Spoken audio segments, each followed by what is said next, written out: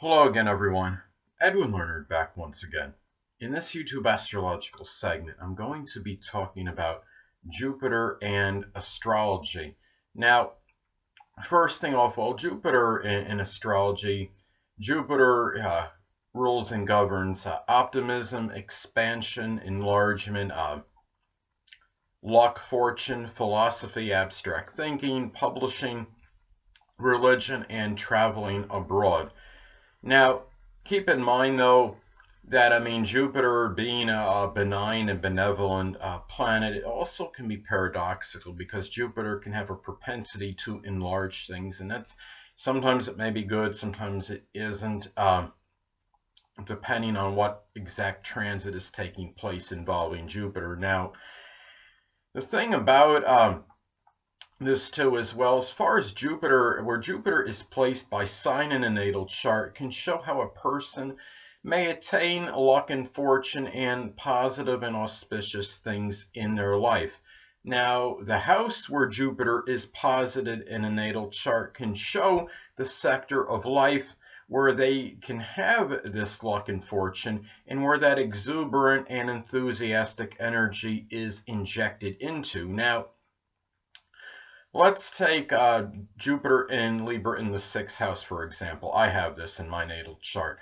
The person may generate their luck perhaps through compromise, diplomacy, tact, balance, being equitable and fair in work-related matters, and perhaps even adhering to a balanced diet, right? Anyway, keep in mind, as I stated before about Jupiter being paradoxical, it can also have a propensity to enlarge and expand despite being a very positive planet. Now, given in my case, having Jupiter and Libra in the 6th house, it can have a tendency to enlarge health issues. It might give certain luck and certain fortune as far as general good health goes, but it could also enlarge perhaps Libra-like issues, such as having a bad lower back.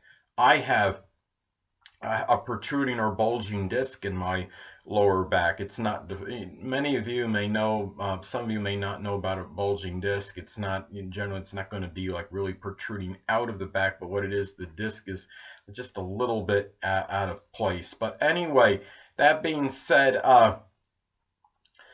aspects involving Jupiter are important as well. Now, as far as, take a Jupiter sextile or trine Mercury in your natal chart. This could be very positive and auspicious for writing and communications. Now, I have this aspect, and I worked as a sports writer for some time.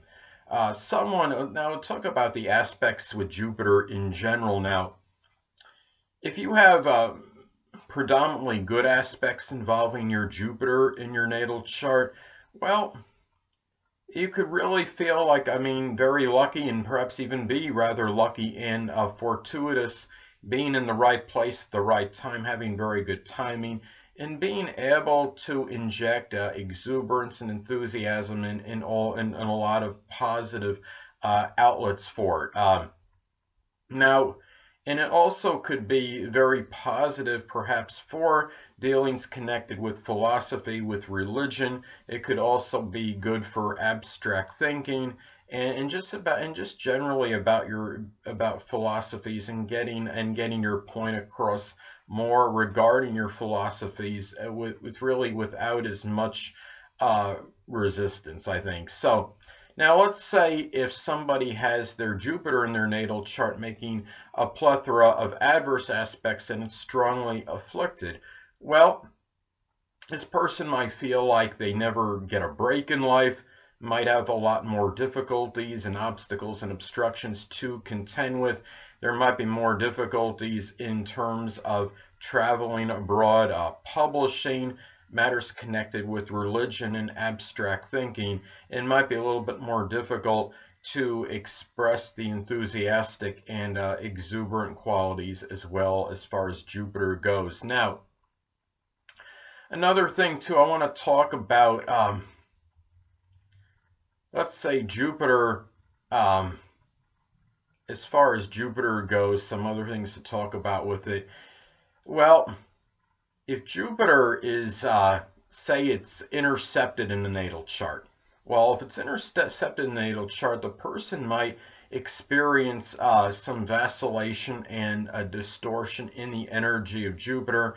They might express a lot of expansiveness and optimism and exuberance one moment, and then the next moment they might become stagnant that way and really suppress a lot of that Jupiterian like energy. They might be more disconsolate and despondent the next. Now let's take somebody that has Jupiter retrograde. Jupiter retrograde in a natal chart. Well, this could be somebody, I mean, keep in mind, I mean, Jupiter retrograde could often be about generating one's own luck, such as working laboriously on something, making a very strong effort to do the things necessary to have their good fortune in life, as opposed to somebody, you know, playing a winning lottery ticket. They just, you know, somebody might be thinking, well, okay, I'm going to go and just get this done through a lot of earnest and hard work. Or you know, as opposed to lottery example might not be the best because most people don't win it anyway, but say coming into inheritance or happy to find money in travels, you understand what I'm saying. It's more about generation of own luck. So as far as Jupiter retrograde goes, and the person might direct their enthusiastic and expansive side may be expressed more inwardly rather than outwardly. Now, let's take somebody as rare as this could be, somebody that has Jupiter unaspected in their natal chart. This could be a person, I mean, keep in mind when you have a planet unaspected, the energy often is not operating in the way that it generally would if it had at least one or two aspects made to it. Now, let's say that Jupiter is unaspected in natal chart. Well, this person might be rather jocular and happy over things you would think the average person really wouldn't become that happy over, or enthusiastic and exuberant over things that really aren't necessarily important, or something that you would think they wouldn't get, that most people wouldn't get that excited over. And that being said, they may become less optimistic, or I should say they might be more disconsolate or express less enthusiasm over things that could really reflect very positive news or something very monumental, and a positive monumental event in someone's life, for example. So this could really, and also I think another thing about this too. Now, about having the Jupiter. Some other things connected with this. Well, another thing about this, well, transits to Jupiter are important as well, because this could show perhaps where, as far as the house goes, where that Jupiter exuberant energy is injected into at the time, and where the person may be fortuitous at in terms of a sector in life. Now, let's take, for example, transit Jupiter in Scorpio in one's natal first house. They may experience perhaps some luck and fortune through major changes and transformations connected with the physical body and the outlook on life, and also by the way one projects themselves outwardly.